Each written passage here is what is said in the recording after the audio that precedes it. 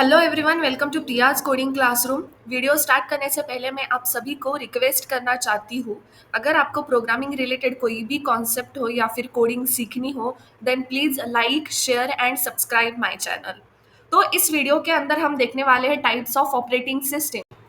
लेकिन उससे पहले हम देखते हैं what is mean by operating system.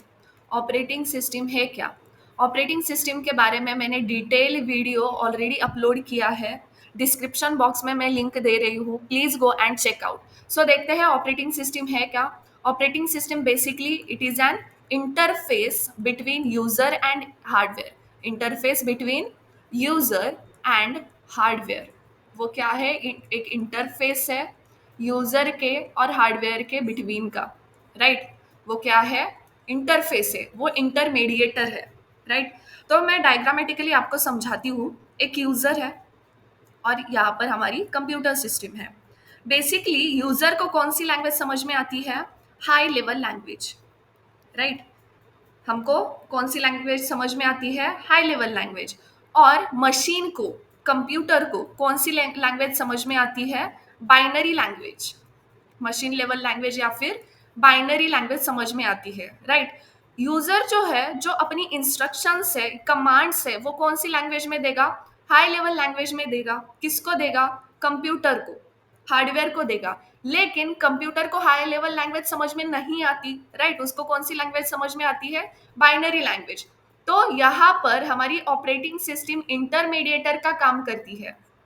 Okay, operating system एक इंटरमीडिएटर का काम करती है। ऑपरेटिंग सिस्टम का काम क्या है? यूजर से इंस्ट्रक्शन लेगी, कौन से लैंग्वेज में? हाई लेवल लैंग्वेज में। उसको कन्वर्ट करेगा कौन सी लैंग्वेज में? बाइनरी लैंग्वेज में। और सबमिट करेगा कंप्यूटर को। ओके, एक कमांड है। यूजर क्या दे रहा है? एक कमांड दे रहा है। किसको? ऑपरेटिंग सिस्टम को। वो कौन सी लैंग्वेज में है? हाई लेवल लैंग्वेज में है। राइट, वो कमांड कहाँ पर देनी है? हमें कंप्यूटर को देनी है। लेकिन कंप्यूटर को कौन सी लैंग्वेज समझ में आती है? बाइनरी लैंग्वेज समझ में आती है। हाई लेवल लैंग्वेज में कमांड दी यूजर ने, किसके पास जाएगी? वो इंटरफेस के पास जाएगी, इंटरमीडिएटर के पास जाएगी। हमारा इंटरमीडिएटर कौन है? हमारी ऑपरेटिंग सिस्टम है। ओके, अब यहाँ पर ऑपरेटिंग सिस्टम का काम क्या है? वो हाई लेवल लैंग्वेज को बाइनरी लैंग्वेज में कन्वर्ट करती है और कंप्यूटर को सबमिट करेगी वो कमांड।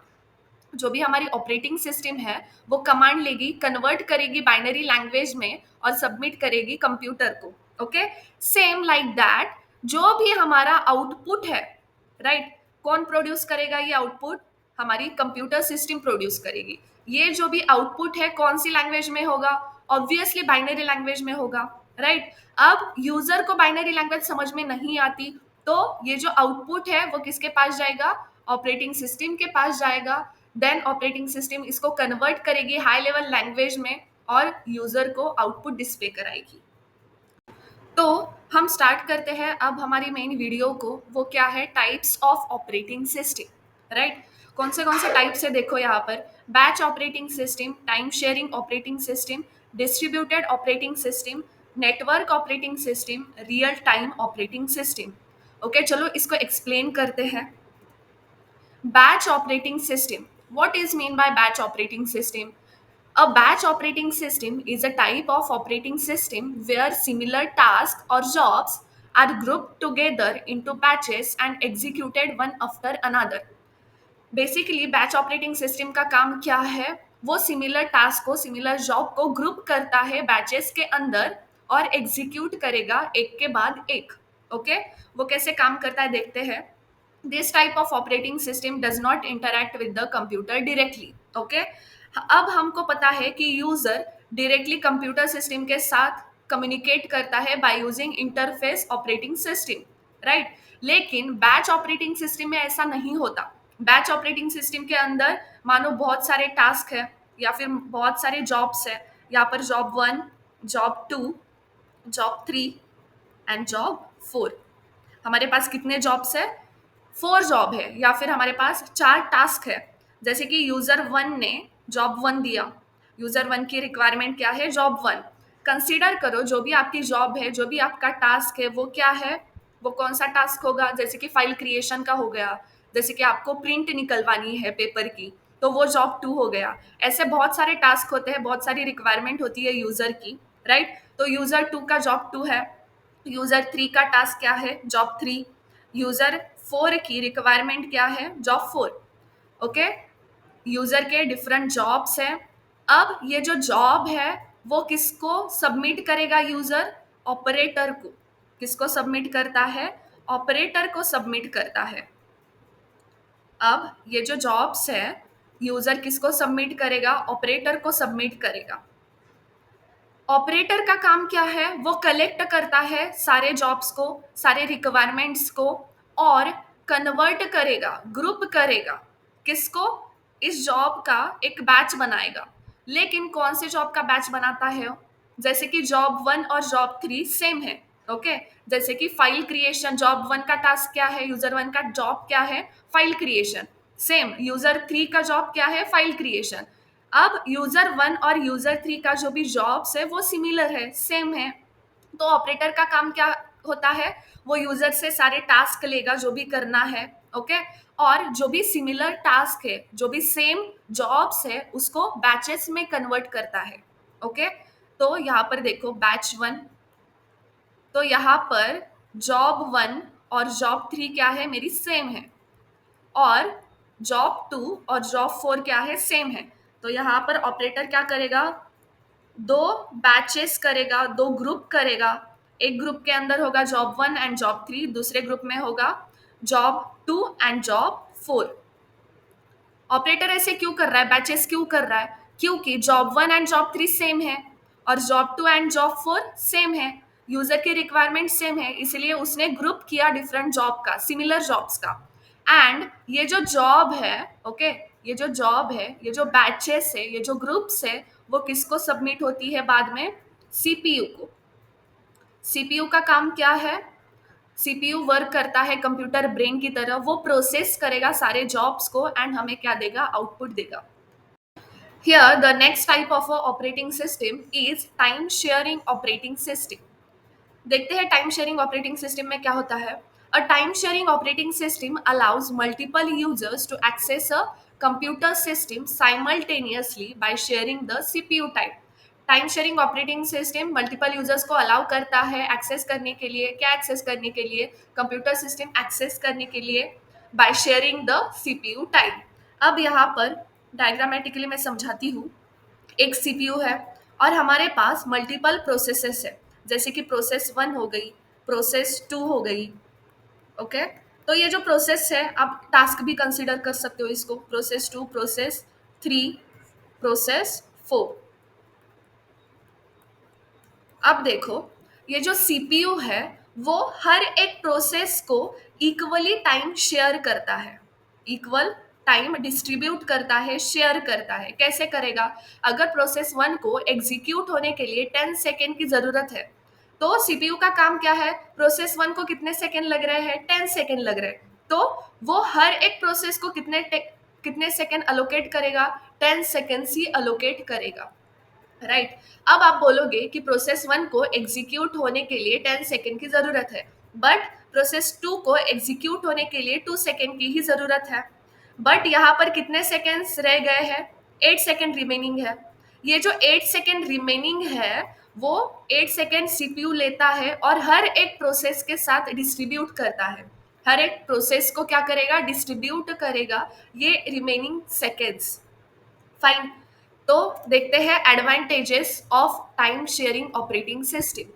इफिशिएंट मल्टीटास्किंग, मैंने पहले ही बोला था टाइम शेयरिंग ऑपरेटिंग सिस्टम में मल्टीपल यूजर्स एक साथ काम कर सकते हैं, तो मल्टीपल प्रोसेसेस एक साथ काम हो सकती है, टाइम कम लगेगा प्रोसेस को रन होने के लिए। राइट, नेक्स्ट एडवांटेज है क्विक रिस्पॉन्स टाइम।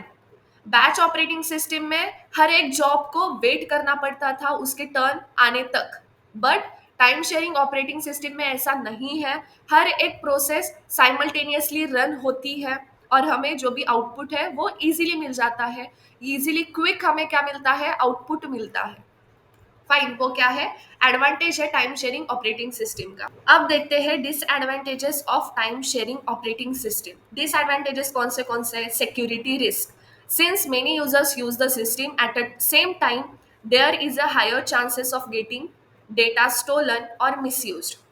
मैंने ऑलरेडी बोला था, time sharing operating system allow करता है मल्टीपल यूजर्स को सिस्टम यूज करने के लिए एट द सेम टाइम। इसकी वजह से डेटा के चोरी होने के चांसेस या फिर मिसयूज होने के चांसेस ज्यादा है, right? Switching between the task happens very often which takes extra time and slows down the system little। अब यहाँ पर मैंने ऑलरेडी बोला था, हमारी जो भी प्रोसेसेस है वो साइमल्टेनियसली वर्क हो रही है। जो भी सीपीयू है वो प्रोसेस कर रहा है हर एक प्रोसेस को, ओके, उस पर काम कर रहा है। लेकिन प्रोसेस कंसीडर करो, विजुअलाइज करो, प्रोसेस 1 जो है वो रन हो रही है, लेकिन अचानक से प्रोसेस 2 की जो प्रायोरिटी है वो बढ़ गई है। तो वहां पर सीपीयू को क्या करना पड़ेगा, प्रोसेस 1 को टर्मिनेट करना पड़ेगा और प्रोसेस 2 को रन करना पड़ेगा। दैट्स वाई जो भी सीपीयू स्विच कर रहा है इस प्रोसेसेस के बिटवीन, ओके, जैसे कि प्रोसेस 1 से प्रोसेस 2 को उसने स्विच किया, इसका जो भी टाइम लगता है वो ज्यादा लेती है कंप्यूटर सिस्टम। उसकी वजह से switching off that particular processes, उसकी वजह से हमारी जो भी सिस्टम है वो स्लो डाउन होने के चांसेस बहुत ज़्यादा है। So next type of operating system is distributed operating system. देखते हैं डिस्ट्रीब्यूटेड ऑपरेटिंग सिस्टम के अंदर क्या होता है। A distributed operating system connects many computers in one network and makes them work together like a one big system, okay. Distributed operating system बहुत सारे computers को एक ही नेटवर्क में कनेक्ट करती है, जैसे कि वो as a big system, one big system काम करे। नेक्स्ट पॉइंट है, it allows task and resources to be shared between the computers to make things faster. Distributed system allow करता है resources as well as task share करने को, लेकिन किसको share कर सकते हैं हम, सिर्फ कंप्यूटर्स को। जो भी कंप्यूटर्स नेटवर्क के अंदर कनेक्टेड है उसी के साथ हम टास्क और रिसोर्सेज शेयर कर सकते हैं। मैं डायग्रामेटिकली समझाती हूँ। एक नेटवर्क है, एक नेटवर्क है और बहुत सारी कंप्यूटर सिस्टम उससे, उस नेटवर्क से कनेक्टेड है। बहुत सारी कंप्यूटर सिस्टम एक नेटवर्क से कनेक्टेड है। तो अगर मुझे फाइल शेयर करनी है, तो यहाँ पर एक फाइल 1 है, ये मुझे फाइल शेयर करनी है इस कंप्यूटर को, तो मैं इजीली उसको शेयर कर सकती हूँ। ये जो फाइल है वो इजीली शेयर कर सकती हूँ, फास्टली शेयर कर सकती हूँ, with in a second share कर सकती हूँ। क्यों शेयर कर सकती हूँ? क्योंकि ये जो दो कंप्यूटर सिस्टम है ये किससे कनेक्टेड है, नेटवर्क से कनेक्टेड है, इसीलिए। बट यहाँ पर रिसोर्सेस भी बोला गया है। ये फाइल्स का तो हो गया, टास्क का तो हो गया, लेकिन रिसोर्सेस का मतलब क्या है? रिसोर्सेस मतलब distributed operating system other hardware को शेयर नहीं करती, ओके। सिर्फ सीपीयू और मेमोरी को हम शेयर कर सकते हैं इस ऑपरेटिंग सिस्टम के अंदर। कौन से हार्डवेयर को? सीपीयू और मेमोरी को ही हम शेयर कर सकते हैं डिस्ट्रीब्यूटेड ऑपरेटिंग सिस्टम के अंदर। अदर हार्डवेयर को डिस्ट्रीब्यूटेड ऑपरेटिंग सिस्टम शेयर नहीं कर सकती। फाइन। नेक्स्ट देखते हैं advantages of distributed operating system. Faster performance, वो एक नेटवर्क के साथ कनेक्टेड है, इसीलिए जो भी डेटा है वो इजीली हम शेयर कर सकते हैं, फास्टली शेयर कर सकते हैं कंप्यूटर्स के साथ, right? Fast performance, task are divided among multiple computers so works get done faster.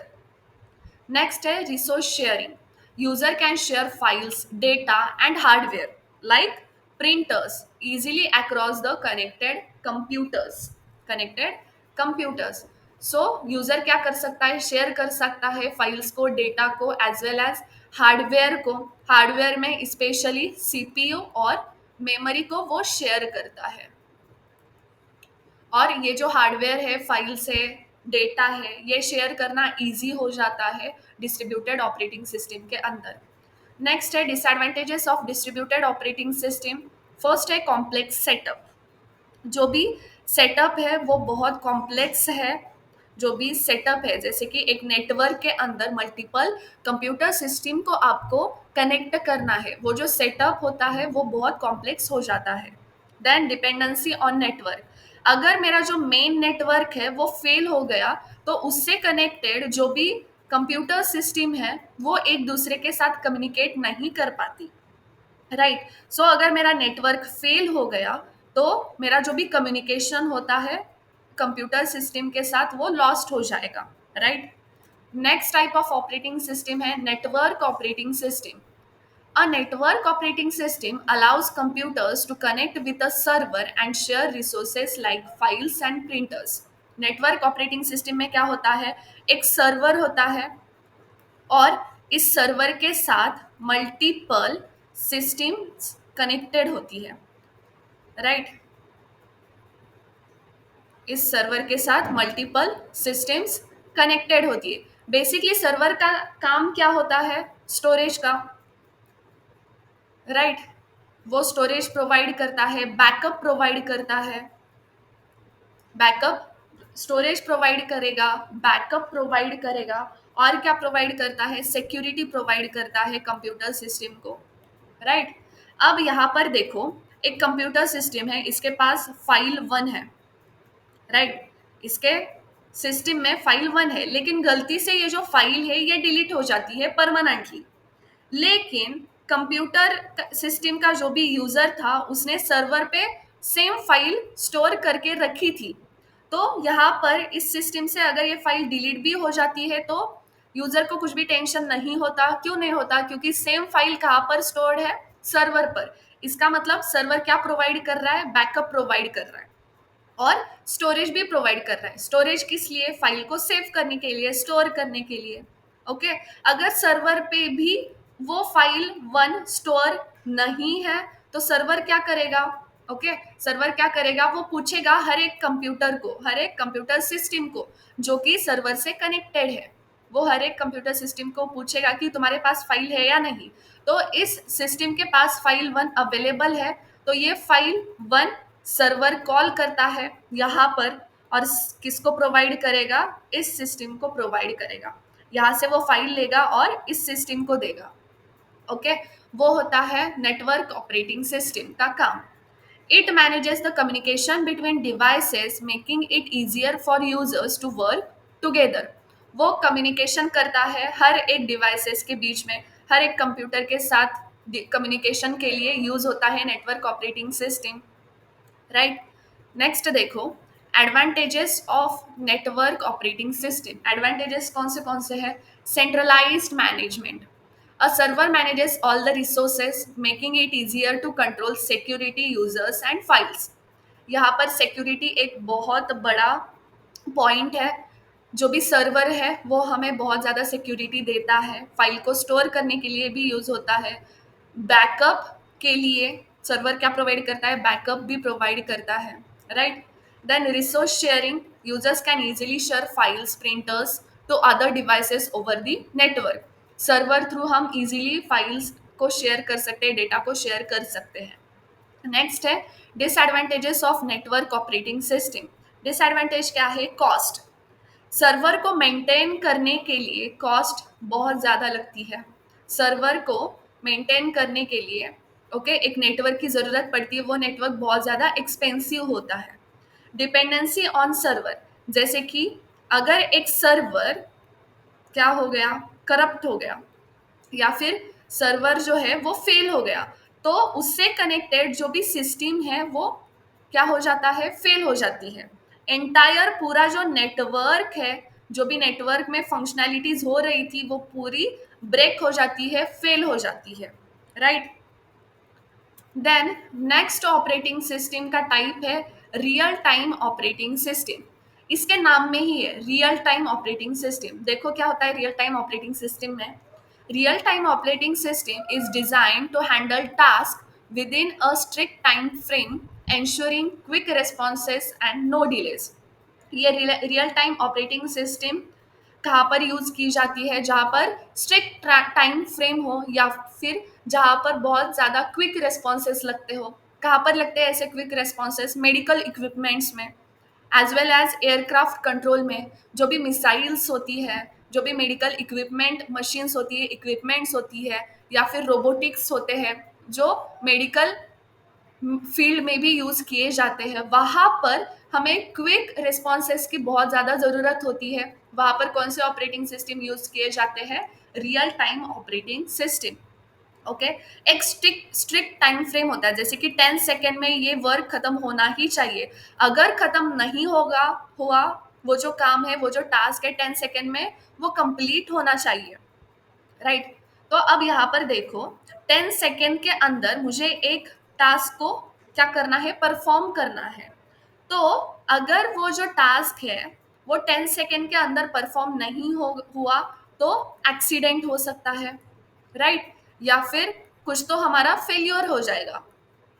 Okay, तो ये जो टाइम फ्रेम है, स्ट्रिक्ट टाइम फ्रेम फॉलो करना पड़ता है रियल टाइम ऑपरेटिंग सिस्टम को, राइट? अब देखते हैं advantage of real time operating system. कौन सा एडवांटेज है? Quick response. Real time operating system में हमें बहुत ज़्यादा जल्दी रिस्पॉन्स मिलता है, क्विक रिस्पॉन्स मिलता है हर एक एक्शन का, राइट? डिसएडवांटेज क्या है रियल टाइम ऑपरेटिंग सिस्टम का? Limited resources and expensive. ये ऑपरेटिंग सिस्टम बहुत ज़्यादा एक्सपेंसिव होती है, प्लस एक्सपेंसिव होने की वजह से जो भी रिसोर्सेज होते हैं वो लिमिटेड होते हैं, right? Requires high performing hardware which can be costly. High performing hardware की ज़रूरत होती है रियल टाइम ऑपरेटिंग सिस्टम के अंदर। तो वो जो हाई परफॉर्मिंग हार्डवेयर से वो बहुत ज़्यादा एक्सपेंसिव होता है। Here is the next type of operating system, that is multi processing operating system. A multiprocessing operating system uses multiple CPUs in a single computer to execute processes simultaneously. अब यहाँ पर हमने अब तक सुना था कि एक कंप्यूटर सिस्टम होती है और उसका एक ही सीपीयू होता है, लेकिन मल्टी प्रोसेसिंग ऑपरेटिंग सिस्टम में ऐसे बहुत सारे सीपीयू होते हैं। जैसे कि यहाँ पर बहुत सारे सीपीयू है और वो कनेक्टेड है एक कंप्यूटर सिस्टम के साथ। एक कंप्यूटर सिस्टम में ही बहुत सारे ऐसे सीपीयूज है। तो मल्टी प्रोसेसिंग में जैसे कि एक टास्क है, ओके, और ये टास्क 2 हो गया। ये कौन रन कर रहा है? सीपीयू 1 रन कर रहा है, राइट? तो यहाँ पर मल्टीपल टास्क सेम टाइम पे रन होते हैं। मल्टी प्रोसेसिंग ऑपरेटिंग सिस्टम में same task same processes eight a same time क्या होती है? परफॉर्म होती है। वो कौन परफॉर्म करता है? डिफरेंट सीपीयूज परफॉर्म करते हैं, right? Each CPU handles different tasks, allowing multiple processes to run at a same time.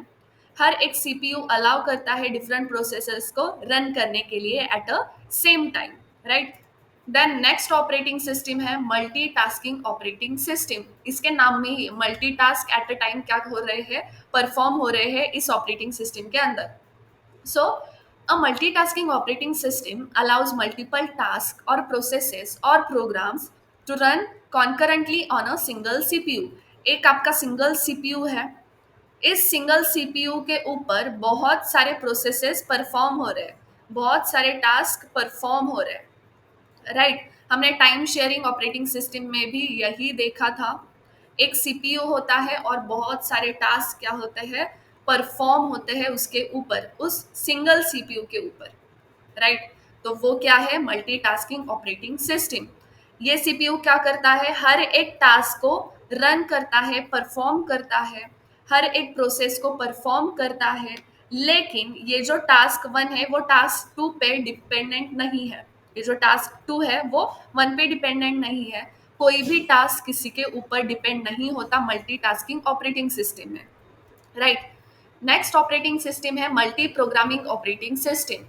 A multi-programming operating system allows multiple programs to load into memory and execute one at a time, not simultaneously.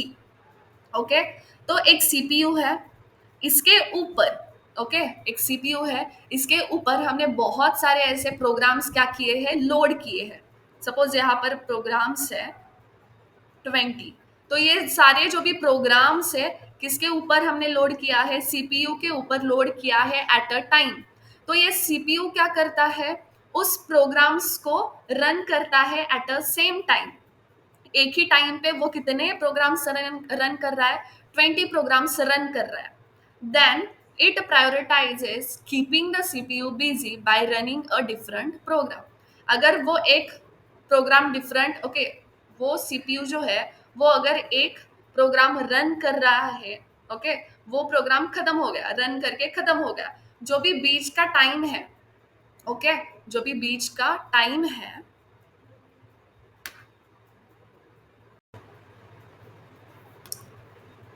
हमारी next operating system है multi programming operating system. Multi programming उसके नाम के ही अंदर है, multiple programs at a time run होते हैं। A multi programming operating system allows multiple programs to load into a memory and execute one at a time, not simultaneously, right. तो यहाँ पर एक सीपीयू है, ओके, यहाँ पर क्या है, एक सीपीयू है। हम क्या करते हैं, हमारे पास बहुत सारे ऐसे प्रोग्राम्स हैं, जैसे कि यहाँ पर हमने 20 प्रोग्राम्स लिखा है, तो ये 20 प्रोग्राम्स हम लोड करते हैं सीपीयू के ऊपर। और ये जो सीपीयू है वो क्या करता है, एक एक प्रोग्राम को रन करता है। जैसे कि एक प्रोग्राम को उसने रन किया, प्रोग्राम 1 को रन किया और उसका आउटपुट दिया, राइट। तो ये होने के बाद ही वो क्या करेगा, सेकेंड प्रोग्राम को लेगा और हमारा आउटपुट देगा, राइट। सीपीयू साइमल्टेनियसली यहाँ पर प्रोग्राम्स को रन नहीं करता। कौन सी ऑपरेटिंग सिस्टम में, मल्टी प्रोग्रामिंग ऑपरेटिंग सिस्टम में। एग्जाम्पल देखो इसका, if a program waits for a file to load, the operating system starts executing another program। तो ये जो प्रोग्राम 2 है उसका जो भी टास्क है वो क्या है, फाइल लोडिंग का। जो भी टास्क है वो क्या है, फाइल लोडिंग का है। तो अगर वहां पर फाइल लोड होने के लिए वेट करना पड़ रहा है सीपीयू को, तो मल्टी प्रोग्रामिंग ऑपरेटिंग सिस्टम क्या करती है, सीपीयू को नेक्स्ट प्रोग्राम अलोकेट करती है। वो सीपीयू को वेट करने के लिए इजाजत नहीं देती, राइट। वो क्या करता है, ऑपरेटिंग सिस्टम थर्ड प्रोग्राम को सबमिट करेगी सीपीयू को, ओके, फाइन। आई होप आपको ये टाइप्स ऑफ ऑपरेटिंग समझ में आई होंगी। अगर किसी को कुछ भी डाउट है, then you can ask me in a comment section. Thank you so much guys.